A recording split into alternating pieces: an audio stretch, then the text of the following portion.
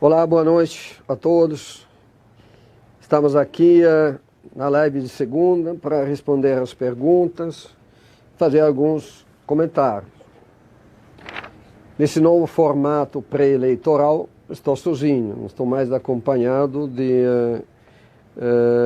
pessoas como a Bianca, que sempre me ajudaram nesse momento. Hoje nós vamos falar do Covid, das medidas de flexibilização, que Betim entrou na onda amarela, e depois vamos entrar um pouco também nas perspectivas que estão no nosso horizonte em termos de pandemia, e de algumas obras que foram decididas assim nos últimos dias, nas últimas horas, e que podem gerar também um impacto muito positivo para a nossa população. Pois bem, os casos de Covid nessa segunda-feira, nós temos uma ocupação no Hospital de Campos de 31 pessoas, é um dos índices mais baixos dos últimos 45 dias, e no Secovid, nos CTI, de 70, e apenas 5 são em respiração mecânica, entubados. Esse dado aqui dá a dimensão dos casos graves. Nós, nos últimos meses, sempre ficamos ao redor de 30. Chegamos a ter 41 casos de pacientes entubados ao mesmo tempo. E hoje caiu para 15. A ocupação no CTI é de 70, que sinaliza que em breve nós vamos começar a desativar dos 100 leitos ativos. Não me deixa o celular. 100 leitos ativos serão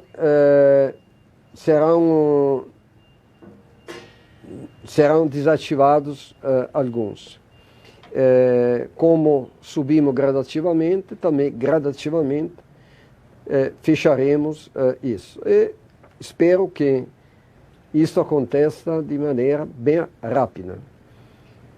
Nós hoje já em uma live fizemos uma síntese de todos os trabalhos de pesquisas feitos pela UFMG, em colaboração com a nossa Secretaria de Saúde, para estudar o Secovid, seguir a sua chegada, a sua subida e o comportamento junto à população. Esse estudo, pelo menos aqui em Betim, muito bem feito, porque a todos os pacientes foram aplicados 2 tipos de teste. O teste é rápido, que detecta, especialmente detecta e tem uma confiabilidade sobre as marcas deixadas pela pandemia. Portanto, a população que já transitou pelo Covid e sarou, aí fica na análise de sangue, que é feito por uma gotinha tirada da ponta do dedo, fica sabendo que é quem já teve o contágio. E também, através daquele cotonete no nariz, o PCR, que determina quem está infectado naquele momento. E se chegou a mostrar que entre os casos declarados, confirmados, e aquilo que está circulando, tem uma diferença de 1 para 20. Ou seja, nós estamos com cerca de 4.000 detectados e, na realidade, pela pesquisa, mostra que para cada detectado tem outros 20 que não aparecem, ou tem alguns sintomas, mas ficam quietos dentro de casa, medicados pelo o médico da família, não testa e transita bem pela pandemia. Tanto um dado importante. Depois, a prevalência de mulheres mais idosas, como os alvos principais da contaminação. E também há uma discrepância acentuada, ou seja, entre masculinos e femininos. Parece que a mulher tem uma disposição comportamental. Não é que seja uma disposição fisiológica ou física, não é que pelo fato de ser mulher você está mais exposta, mas pelo comportamento que a mulher tem em relação a falar mais, se aproximar ou ter contato dentro dos seus afazeres com mais pessoas, ela acaba sendo um paciente, um alvo de pandemia. Mas, tudo bem, hoje, portanto, com esses números bem em queda, nós esperamos continuar desse passo e passar por esta pandemia e voltar ao normal. Entretanto, uma coisa está certa, não vai acabar de uma vez. Nós teremos o mês de setembro, provavelmente outubro, ainda com óbitos e com uns casos relativamente ou bastante elevados, mas muito menos do que se sofreu nos últimos 45 dias. A pior quinzena foi do mês de agosto. A segunda quinzena de agosto representa uma queda. Nós tivemos 49 óbitos na primeira quinzena e que caíram para cerca de 35, ou seja, houve uma queda de mais de 30%, ou cerca de 30%, em relação ao exatamente, eram 141 para 175. Nós tínhamos 36 óbitos, não, 34 óbitos. Na quinzena anterior foram 49. Eu estou trabalhando com os números na cabeça. De 49 caíram para 34. Ou seja, representa uma queda de 15%, representa uma queda de 35%. Se tivermos uma outra queda de 35% na próxima quinzena, os óbitos devem cair na casa dos 18, 20, e tomar que essa progressão continue. Não é que estamos banalizando os óbitos, mas é claro que as coisas sobem de um jeito e descem do outro. Esperamos que não é que desapareça num golpe de mágica, não é? Ninguém consegue sarar essa pandemia. E estamos notando também que nos países que já passaram pela pandemia, sobretudo países europeus como Espanha, Itália, França, Inglaterra, hoje há um risco de retorno. Risco de retorno. Dizem que quando 70% da população transita pela pandemia, haverá uma quase que impossibilidade dela permanecer. Ela não consegue se regenerar. Entretanto, tenha presente que, pelas estatísticas nossas, hoje nós estaríamos com cerca de 100 mil betinenses que se encontram na situação de imunes. Parece pouco. Nós teríamos que ter 300 mil. Mas são estatísticas que podem não estar balizadas numa realidade. Todos os testes foram feitos até dia 15 de julho, outros serão realizados no mês de setembro, para ver como é a curva de queda. Ela tem que esperar um pouco a queda, porque a curva de subida, a rampa de subida, nós já conseguimos detectar. Bom, provavelmente a muitas pessoas não interessam muito essas coisas, mas é necessário explicar. Tem alguma pergunta a esse respeito? Vamos ver de atender logo as perguntas para... Se tem previsão de volta às aulas? Olha, volta às aulas não saiu nenhuma disposição até então. É uma atividade que continua fechada e dentro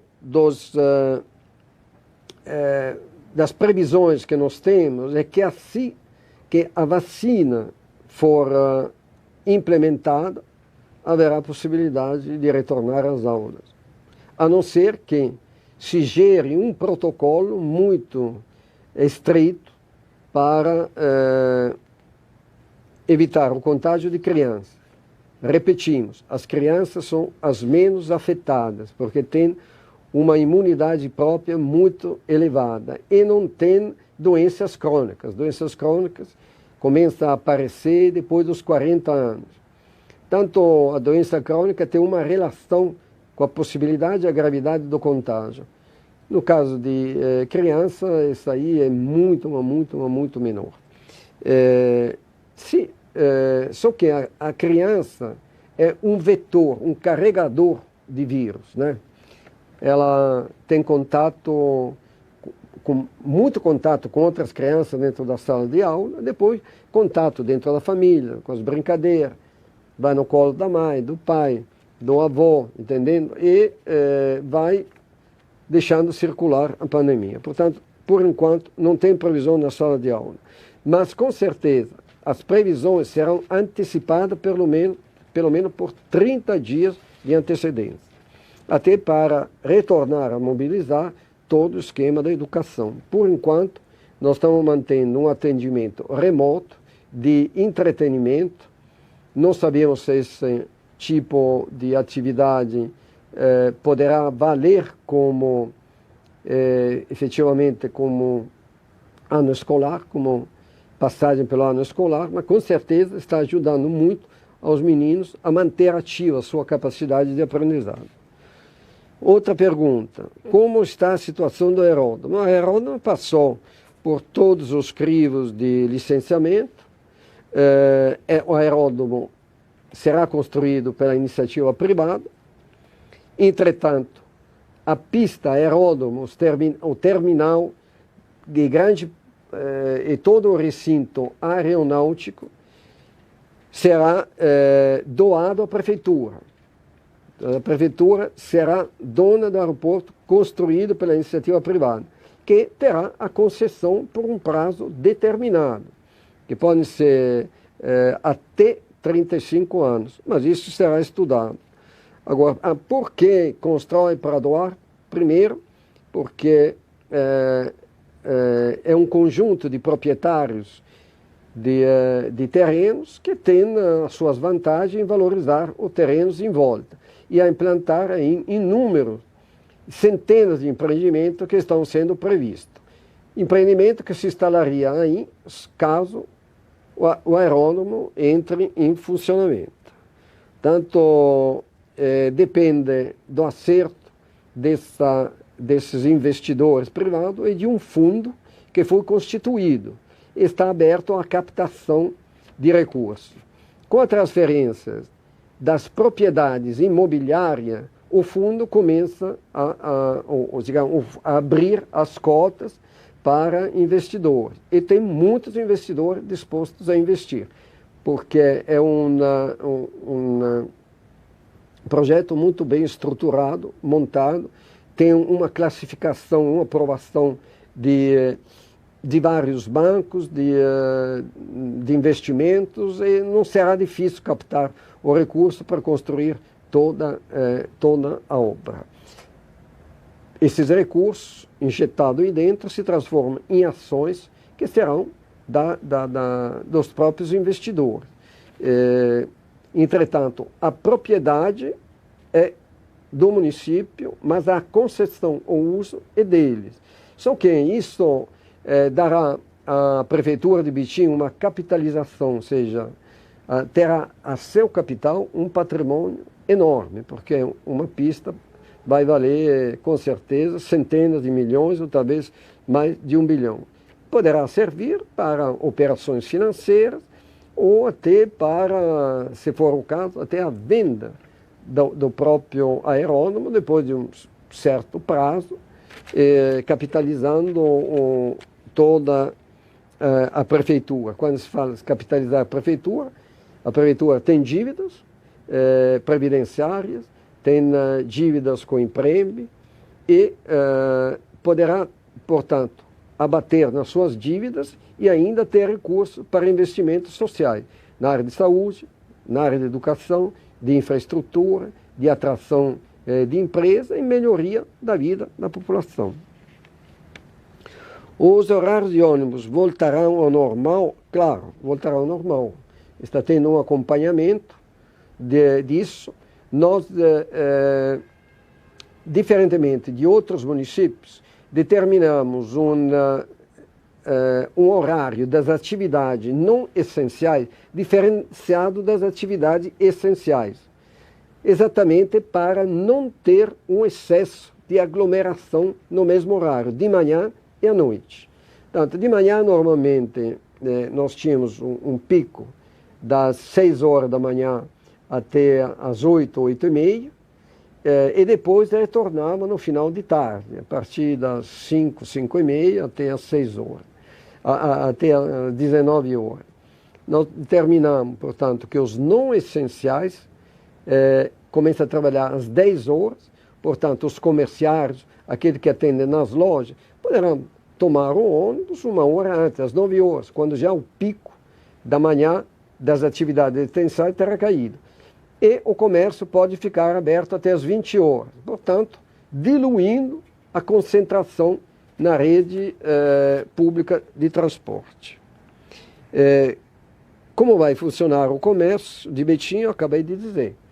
Vai estar liberado, as atividades essenciais estão abertas no horário normal, que sempre estiver, e as não essenciais das 10 horas da manhã às 20 horas da noite. Bom, tem alguns dados também interessantes a respeito da incidência da pandemia aqui, é que nós temos no Brasil um índice de letalidade, ou seja, de óbitos, que hoje, vamos ver nesse instante, exatamente aqui do aplicativo, qual é o índice de letalidade, né? Nós tivemos até então no Brasil 3.908.272 infectados. Bom, cerca de 4 milhões. Portanto, se a proporção respeita o estudo da PUC, de 20 vezes mais, nós teríamos alcançado hoje 80 milhões de infectados. Ou seja, nós estaríamos a cerca de 40%,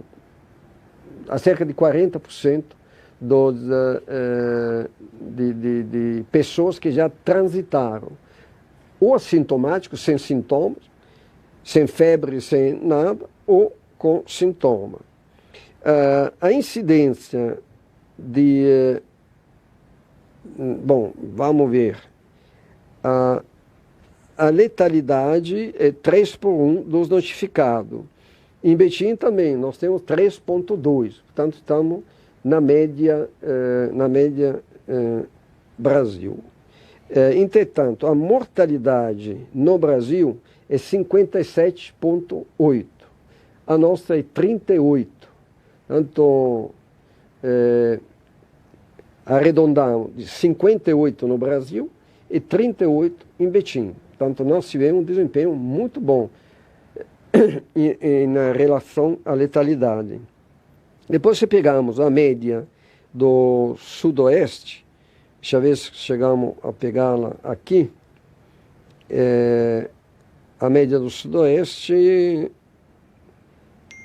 vem aqui, Sudoeste são estados de São Paulo, Rio, Espírito Santo e Minas Gerais, a letalidade, a mortalidade é 61,8 contra 38 de Betim. Portanto, nosso desempenho é um dos menos piores que tem entre cidade, em geral, mas entre cidade com mais de 500 mil habitantes. Nós temos casos aqui em Minas Gerais, como o caso de Governador Valadares e Ipatinga, que são cerca do dobro de nós, passam de 70 e nós estamos a 38 de letalidade.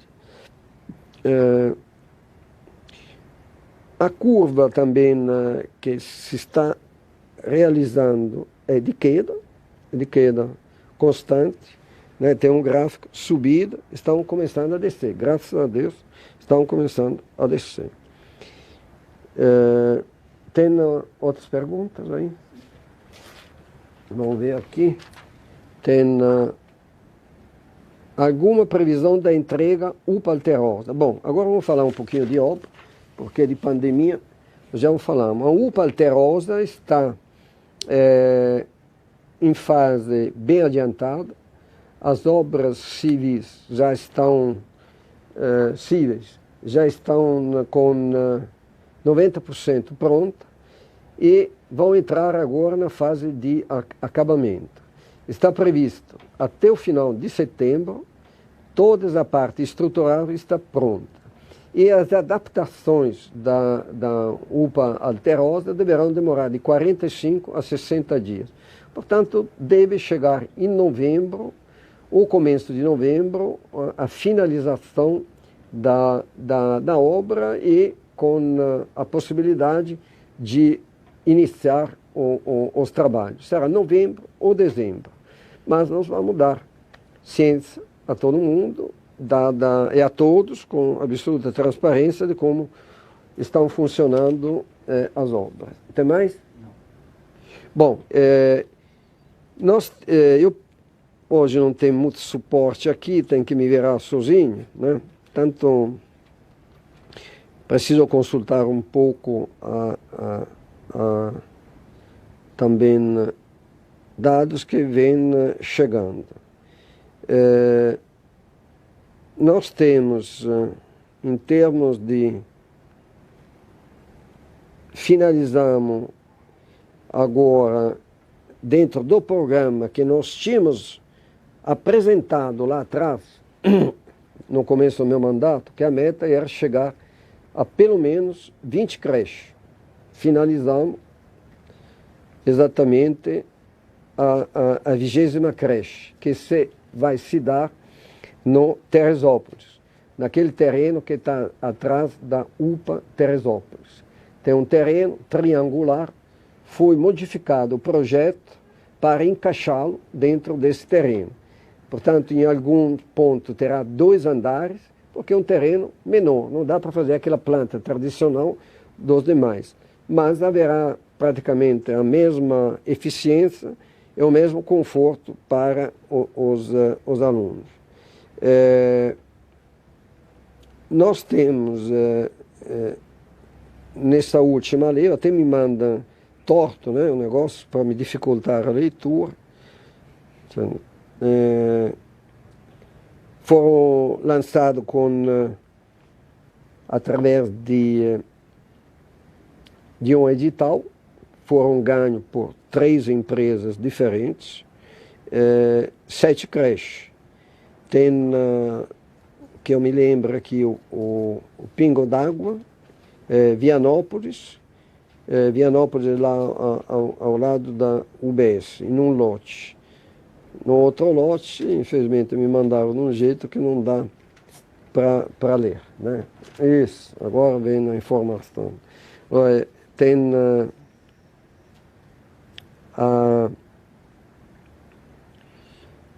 lá no São João, Vila Alpina, mas é o São João, uma creche, num terreno maravilhoso. Na Brasileia, também outro terreno muito bom, que vai facilitar de imediato a construção. Em Vianópolis, terreno maravilhoso, já terraplanado, ao lado da UBS que deve acabar até o final de setembro, ser entregue no mês de outubro para funcionamento, entre outubro e novembro. Tem uma creche no Nossa Senhora das Graças, também naquele cruzeiro lá em cima, também já todo terraplanado, beleza. As obras vão começar essa semana. Tem uma lá no Pingo d'Água, um terreno também planinho, ao lado de um campo de futebol. E no Nossa Senhora de Fátima, que é aqui, Alterosa, numa área terraplanada também, num platô que já está recebendo uma UBS, já em estado adiantado. E aí haverá também uma creche e ainda, para o pessoal Nossa Senhora de Fátima, a creche vai deixar um espaço ainda para uma praça pública. Uma praça que vamos ver depois de fazer um projeto para adaptá-la.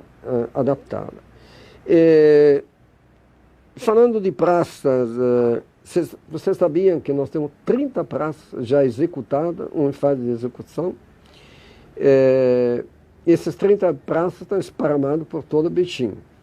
Praças que estão revitalizadas, algumas foram construídas para poder servir de ambiente de convivência das pessoas, de brincadeira para as crianças e de uso comum, uso comunitário, até para fazer feirinhas, encontros, ter quadra de esporte, algumas estão sendo cobertas também para a alegria da população. Temos 30. E tem aqui uma notícia também muito boa. Eu agora estou trabalhando sozinho e vou procurar não sei se é no WhatsApp ou na internet, que eu recebi também, exatamente aqui no WhatsApp. Nós teremos Beco Fagundes. Aquela região aí do Beco Fagundes ficou pronto agora do jeito que eu queria, né? Do jeito que eu também desenhei. Será feita uma terraplanagem e nós teremos aqui no meu celular, não sei se dá para ver, mas olha, essa imagem é o projeto. Dá para dar um zoom? Ficou bom a imagem? Bom, essa aí é uma das imagens lá do que será construído lá no Beco Fagundes. Veja aí, as encostas serão contidas e até terá um paisagismo, embaixo uma quadra e um centro de comércio. Vamos ver o centro de comércio, como é que vai ficar. Centro de comércio, olha, dá um slide aí. Vai ter um teleférico que vai descer lá da Belo Horizonte. Na encosta vai ter um paisagismo e uma cachoeira artificial, mas que vai servir de enfeite, enfeite muito bom, de paisagismo, valorizando também esta região. E você vê que tem aqui ao lado um centro de comércio, para poder transferir aqueles que perderam as suas atividades lá em cima, na Belo Horizonte, pela queda da encosta, se transferir aí. Estaremos discutindo esta semana, agora sim, com o projeto pronto, essa possibilidade de transferência, que vai ser bom para tudo. Vai ser bom para todo Teresópolis ter uma praça como essa, sensacional para a juventude, um teleférico para facilitar os idosos, sobretudo esses que moram lá abaixo e sobem lá na Belo Horizonte, onde tem mais comércio. O comércio na Belo Horizonte continua, mas terá também muito comércio aí, mas reservado àqueles que perderam suas atividades lá. Aqui foi desenhado de um andar, mas poderá ter 2 andares, é um espaço amplo, e aí vamos discutir agora com aqueles que foram prejudicados, se eles topam isso. Também tem presente que o Teresópolis vai ganhar, o projeto está pronto, estamos tentando encontrar investidores, inclusive, atenção que você tem investidores interessados, um shopping popular que será construído lá no Ricardo Medioli. O shopping terá como abrigar 2 andares de lojas, um grande supermercado, agência bancária, porque a agência bancária se instala exclusivamente em shopping. Inclusive, uma das razões de construir um shopping lá é para poder ter uma agência bancária da Caixa Econômica ou de um grande banco, que sempre foi o sonho da população da região. Terá um supermercado, uma grande farmácia no primeiro andar, no segundo teremos loja de maior porte, no terceiro pequenas lojinhas, né? Não é que seja um camelô, mas lojas menores. E ainda terá um andar com um terraço que pode servir para feira, para evento e para a atividade comunitária. Acredito eu que vai se transformar num ponto muito interessante para quem vai investir nele.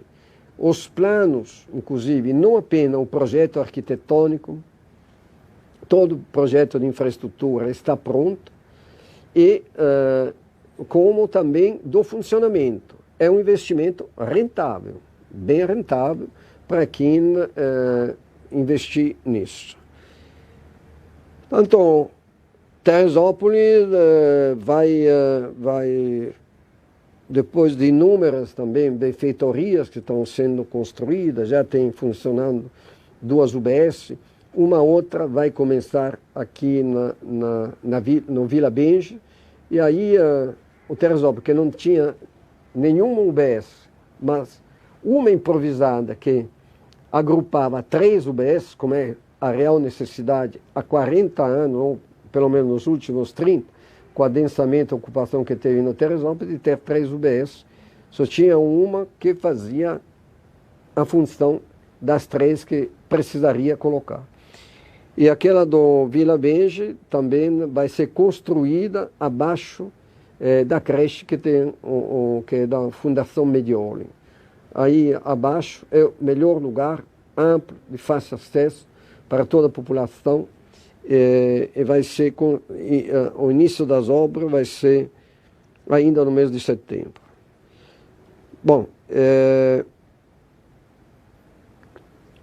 o que tem mais de obras boas?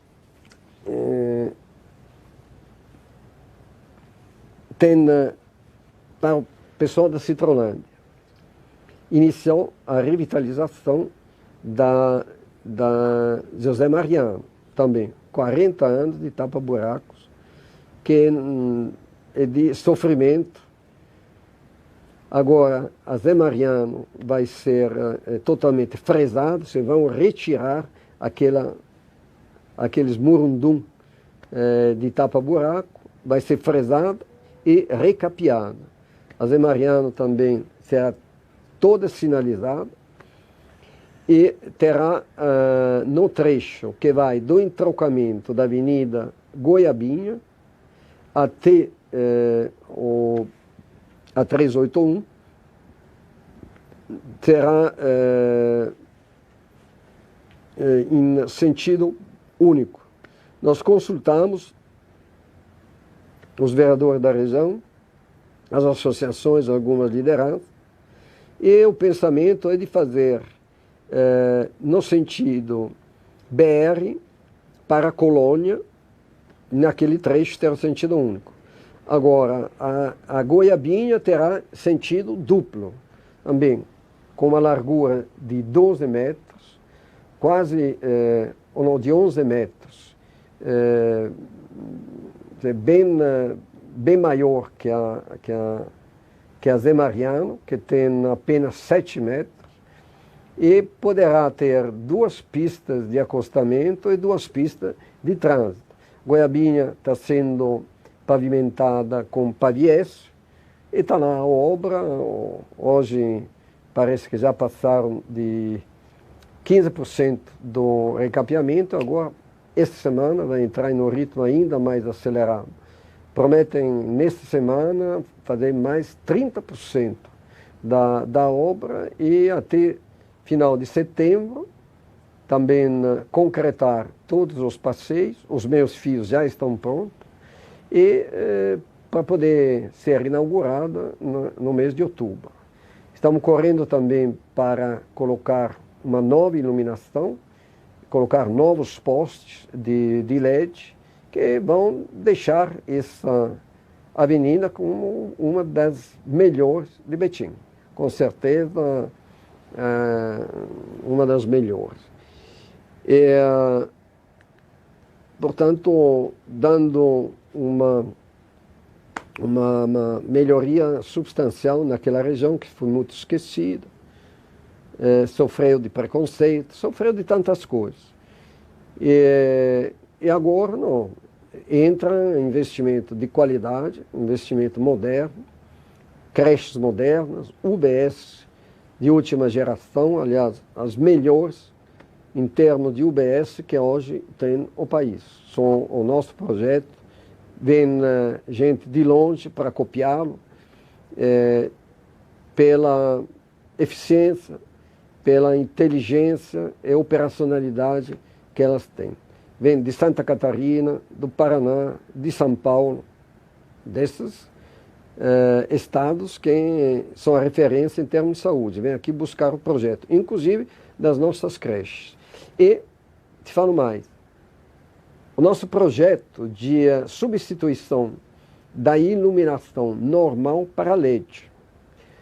Somos o único município no Brasil que, com economias realizadas em 3 anos, estamos trocando toda a iluminação. Até o final do ano está previsto 91% da troca e no primeiro trimestre do ano que vem o restante. Ou talvez até o mês de janeiro, porque 9% dá para se fazer em até 40 dias.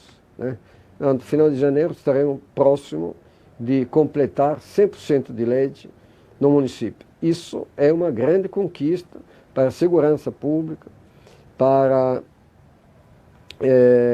retirar também custos com a conta da iluminação.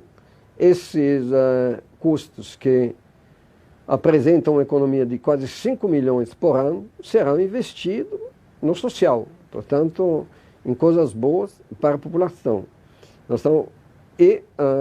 Mais uma coisa que acabamos de acertar hoje, e aqui muito boa para os servidores que trabalham no centro administrativo. Há 10 anos que o calor dentro do centro administrativo, sobretudo no veranico, em determinados meses, como algumas semanas de janeiro, de fevereiro, março, abril, um calor realmente asfixiante, né? Difícil de suportar. Nós fechamos a colocação da fotovoltaica, que ocupará o lado virado para o norte. O centro administrativo tem uma parte virada para o norte e outra virada para o sul. Na parte norte haverá uma cobertura de painéis fotovoltaicos, que já isolem, sombreiam a parte norte. Na parte sul, que são cerca de 10.800 metros quadrados, haverá um revestimento em isolante. Depois vamos mostrar o revestimento com uma camada de poliuretano e ainda uma tinta isolante, que retira 100% do calor. Inclusive, tivemos uma reunião esta semana com uma pessoa que eu conhecia 12 anos atrás, e que tem uma fábrica aqui em Birité, que é especializada em isolante com polímeros, ou seja, com plástico de origem vegetal, não de origem no petróleo, como óleo de mamona, como óleos vegetais. Pode ter soja, ele trabalha muito com mamona, que é a melhor de todas, que já é um isolante. Haverá, portanto, entre a telha, pena que não estou na minha sala, mas lá tem uma amostra, e amanhã publicaremos esta amostra de como vai ficar a parte sul. Portanto, o calor que nos estudos que já foram feitos, porque isso aí nós estamos atrás de resolver esse assunto há mais tempo, nas horas entre 1h30 e 2 horas, o calor da telha chega a 57 graus. Portanto, uma chapa quente. Você pode até fritar um ovo em cima dessa telha. E quem trabalha lá dentro, sobretudo nos andares mais altos, o meu gabinete é o mais alto, né?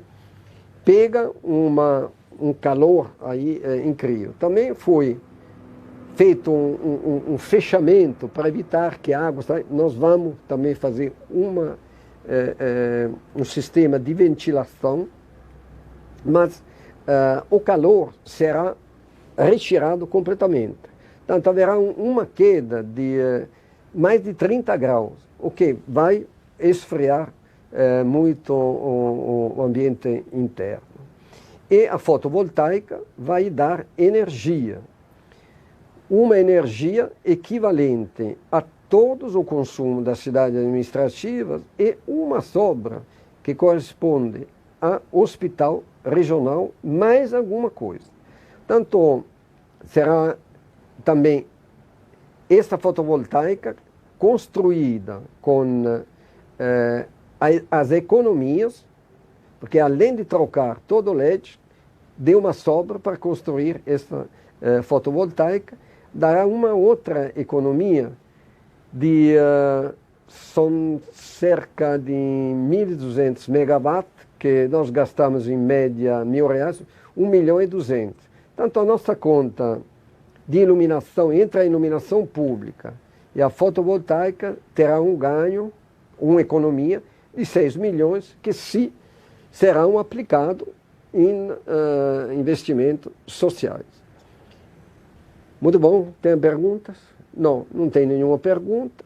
Eu espero de ter satisfeito a todo mundo. E estamos aqui completando 19h59, portanto 20 horas. Era o prazo que nós tínhamos estabelecido para essa conversa. Muito obrigado. Fique com Deus, saúde e paz. E até a próxima segunda.